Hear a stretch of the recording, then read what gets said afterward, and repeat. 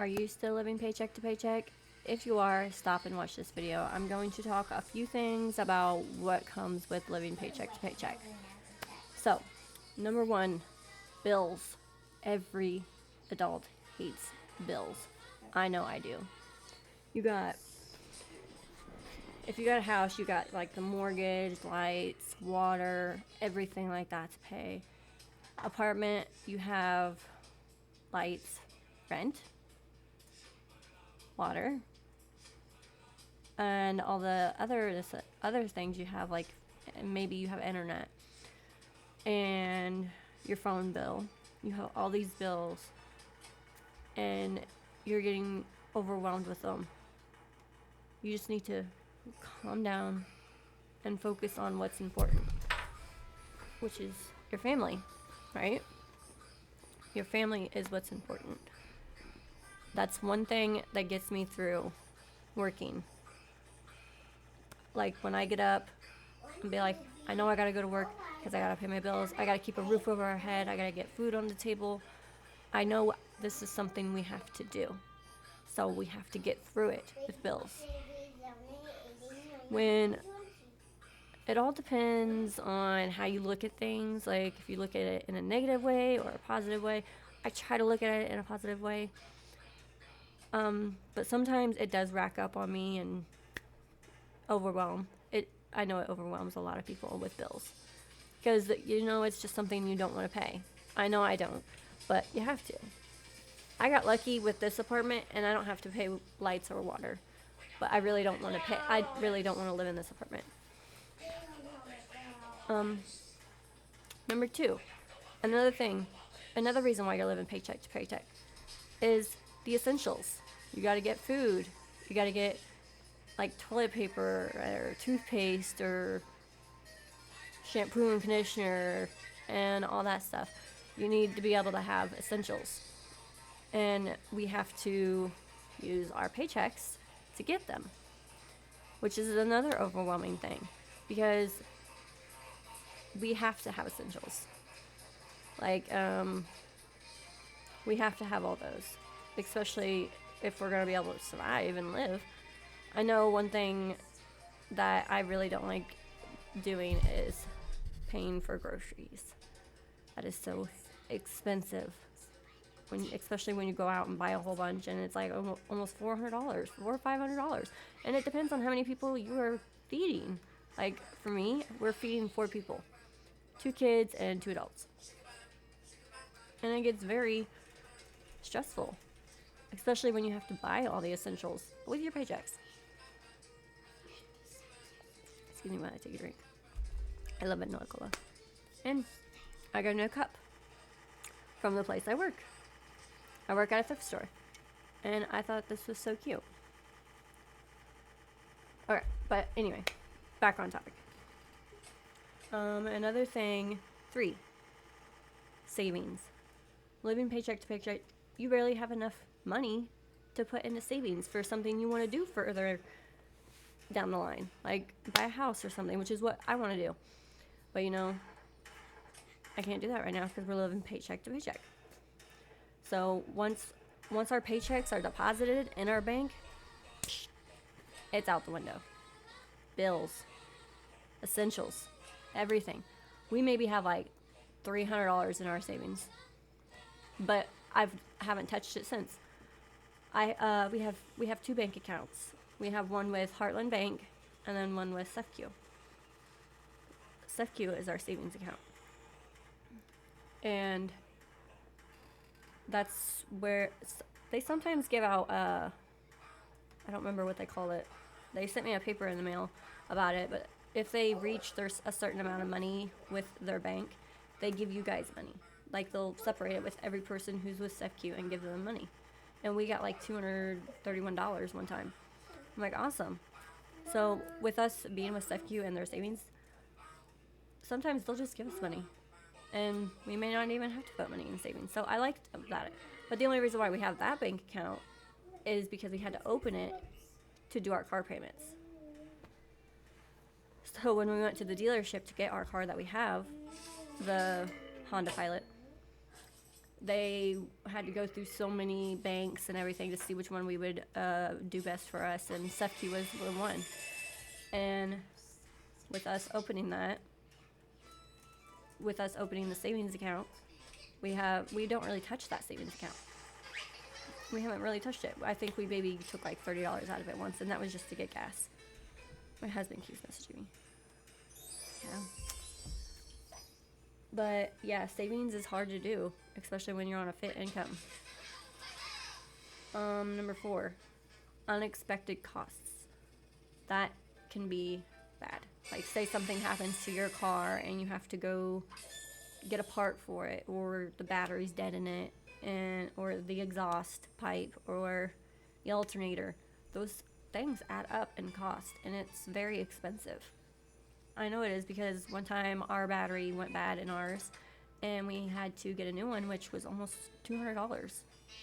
And we got the battery here in town where we live. It's a family-owned hardware store called True Value. But they worked with us on payments. Sometimes they'll work with you on payments, but we bought it out straight, and then we took the old battery there. So our battery's maybe like a year old now, which is still good, because we were having problems with our car. And our car is one of those, push on the brake and push the button to start. That's what type our car is. And it kind of makes me mad, because when we got the car from the dealership, there was only one key. And if we want another one, we have to go to Honda for them to make us another key. That's almost $500. I'm tired of taking my husband's keys. It's like, why don't I put his keys on mine? But I need my keys at home because mine has the mailbox key. But unexpected costs come up a lot, and it sucks. Whether it's car problems, house problems maybe. Like, say your roof caved in, or some of the shingles on the siding came off, or pest control, like you have a pest control problem, like ants or something. So you have them come out, and it gets really bad sometimes, especially when you're living paycheck to paycheck. And 5, it barely leaves you any room to plan for the future. Like, there was something that I wanted to do with our boys, but with us having no money, no savings, I can't plan that. I mean, sure, they'd probably do like a payment plan with you or something, but I want to be able to not have a payment plan. I don't want to keep dishing out our money to something we don't really need. I mean, yeah, that's something we want to do, but we don't need. You get what I'm saying? Number 6, stress. It literally puts a toll on you with stress. I know. I have epilepsy, and one major trigger of my seizures is stress. So I try not to stress myself out. Do something that calms you down.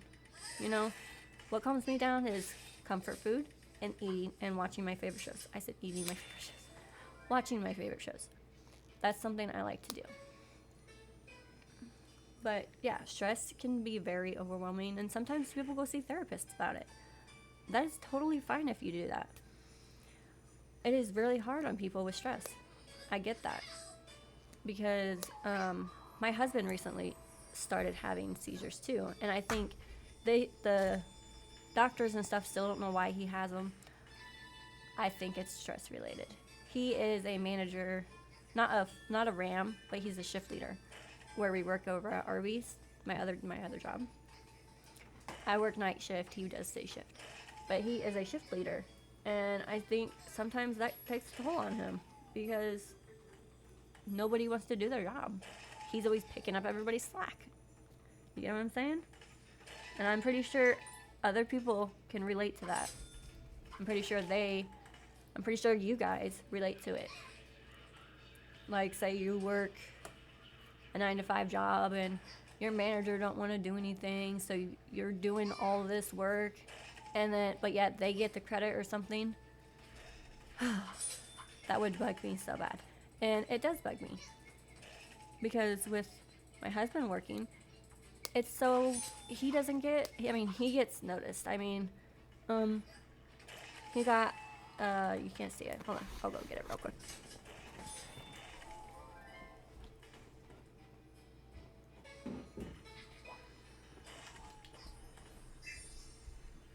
Okay. He got this award. Outstanding Commitment Award. Skylar Fox, shift leader. And I'm very proud of him for getting this. And they sometimes give him certificates or something. Like one time he got one for being there for 2 years. He's been there 2 years. I've been there almost a year. I just had my eval. So I need to check that actually to see if I got my raise. And if I didn't, I'm going to at them. Because I'm making $15.75. So hopefully that'll go up once I get that raise. I'm hoping I get that raise soon. Because we really need it. We do. And I know you guys probably want raises too. And if you deserve a raise, speak to your manager or the store manager or something. And be like, hey, I've been doing all this work and I think I deserve a raise. I do. I've been doing all this for you, but yet you don't show any appreciation for me or anything. So I'd be like, yeah, I deserve a raise. Give me one. Something. I would. Huh. I'm that type of person. I'm straightforward with y'all. So if anything, I will speak to your manager. Be like, give them a damn raise. I am for real. But another thing that can pop up is medical bills. Like say, yes, I know. Okay. Say that something happens and you have to ride in an ambulance.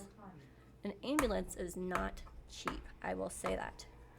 I got a bill one time in the mail and it was over $1,000. The English is not. But yeah, ambulances are not cheap. They are expensive. Whew. And my husband, we have Medicare, so mine will take care of most of that. But my husband, he has to pay for his because he has two types of insurances. He has insurance through the state, but that's his secondary insurance. But then he also has insurance through his work, which he has to have because of his oldest child. He doesn't live here with us. He lives with his mom in Michigan. He is 13, and they require him to have insurance on him. Like, say something happens while he's here with us over the summer. We have insurance for him. That covers that. He also has insurance through the state, but I don't know how that works. I know. Sorry, my husband's messaging me. He needs to go on break and his mother's not answering. I told him to take the car this morning, but he didn't. He don't listen. But he's not really supposed to be driving because he had a seizure. And he can't drive yet until he goes sees his neurologist. But a little off topic though. Medical bills. Yes, medical bills can be unexpected too. Just like I said in the one number 4. Sometimes something will happen and you have to go to the emergency room or something and you get that medical bill in the mail. And it's like, oh my god. What is this? Oh my god. They are not cheap and you do not want to get behind in medical bills. That'll put you in debt, and debt's not a good thing to get into. Trust me. I'm in that right now. So that's why I'm hoping my channel will pick up a little, you know? Just like all of your guys's. I hope all of your guys's channels pick up too. Number 8, budgeting. That is something you should always do. Like, I always write down all our bills and everything within that month. And then I will write down our combined incomes together. And I will see what all we have left. Do we usually have anything left? No. We usually have enough for like gas in our car or something. But with taxes coming up, which we have our appointment on the 25th of this month. So hopefully we will get a good lump sum back.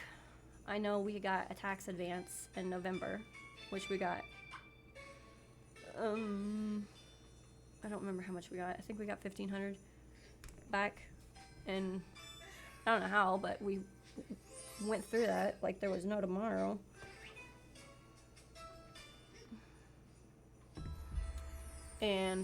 But we spent it on crap we needed. We paid it on some bills, and that's what most people usually do with their taxes, is pay bills. Or sometimes if you're a single mother, you will pay so many months ahead in rent, so you have your paychecks to live off of. So you're not taking a big lump sum out of your paycheck just to pay rent or mortgage or something. That really helps a lot of single mothers. I know that. But it is very important to have a budget and have a list of everything. And living paycheck to paycheck is not easy. It's really not. And I see all these big YouTube creators getting all this money. And it's like, I want to start making that money too. I want to get my family out of debt. I want to get them stuff they want. Get us out of this apartment. Get us to have like a house or something. Or Give me what? Give me that Oreo now.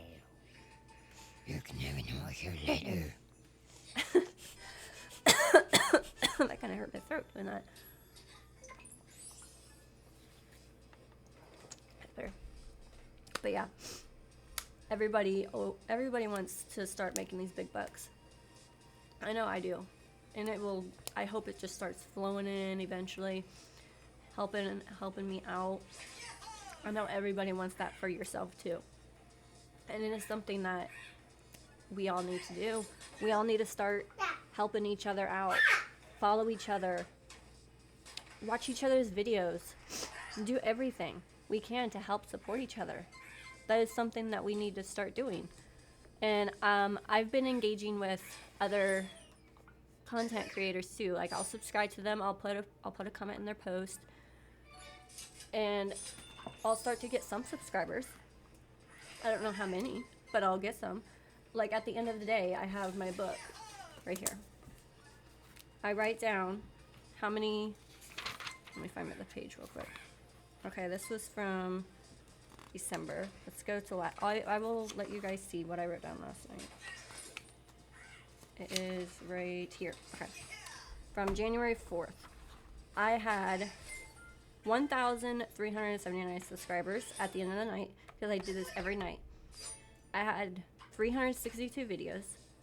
I've had 188,200 views. Like, that's all in. This is all under the analytics that I get. The watch time hours were 841, but that's not counting like my videos. I think that's mostly my shorts that are that. Subscribers, 1,200K, and then I posted one video and 2 shorts. But throughout the whole day of yesterday, I gained 86 subscribers just in that day. I could probably got way more than that if I counted up throughout the whole week. I mean, I made another video of me saying I gained 427 subscribers within 1 week.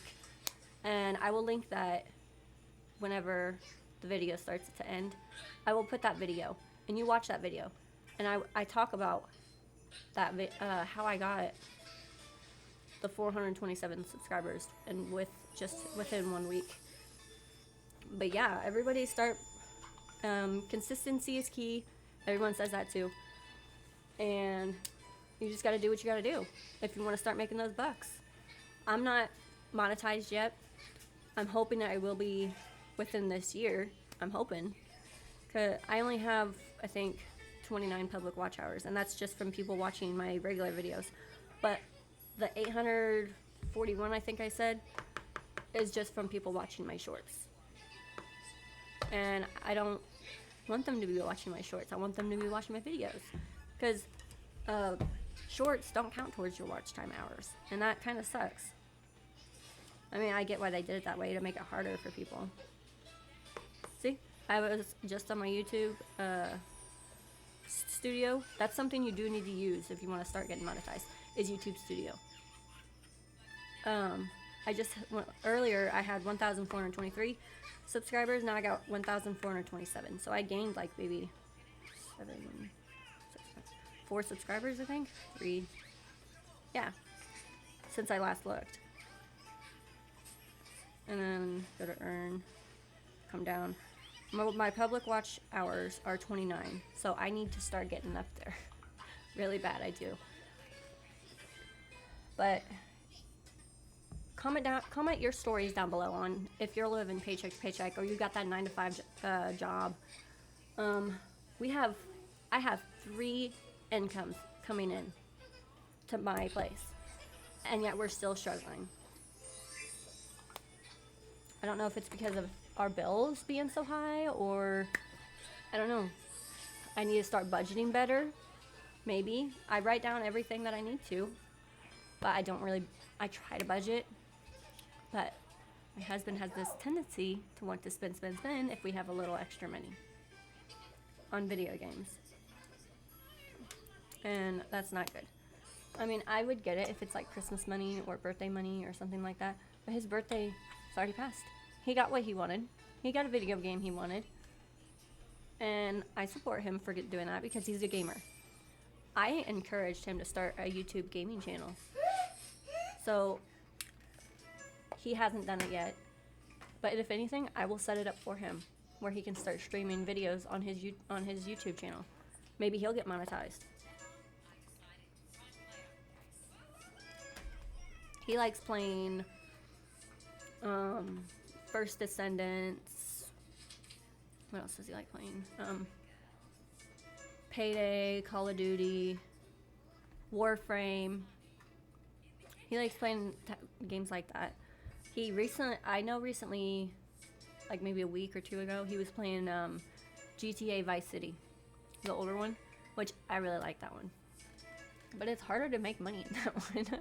He started making money through the ambulance, which I think was pretty funny. But yeah, I will definitely keep you guys updated on if he does start a gaming YouTube channel. If he does, I will post it in one of my videos that I do, and I will let you guys know how that goes. Maybe you guys play the same games as him. I don't know. And you'd like to see how he is. He gets very far. He plays a lot of Pokemon games, I will say that. We have a whole collection of Pokemon games, which, right here. Hold on, you guys can't see them. And I have a whole collection of Sims, which you could see it a little bit.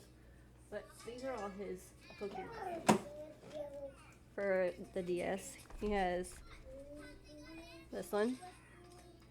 I'm not sure which one this one is. It doesn't say on the front. But he's got this one. Ultra Moon. Ultra Sun.